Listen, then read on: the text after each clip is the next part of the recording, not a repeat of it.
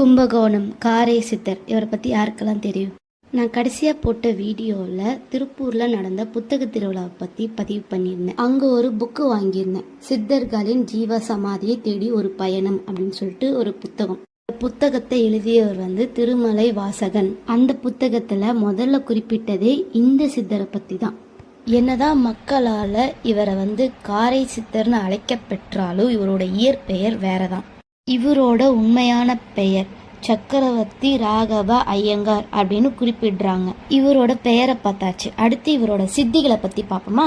திருவையூர் மற்றும் கும்பகோணத்துக்கு இடையில ஒரு ஆறு இருந்திருக்கு மக்களே. அந்த ஆறோட பெயர் தான் குடமுருட்டி ஆறு. புத்தகத்துல குடமுருட்டி ஆற்றில் ஒரு முறை வெள்ளம் பெருகி ஓடியது. காரை சித்தர் நீரோட்டத்தை நிறுத்தி மூங்கில் பாலம் அமைக்க செய்து மக்களின் துயரம் துடைத்தார் அப்படின்னு குறிப்பிட்டிருக்கு மக்களே.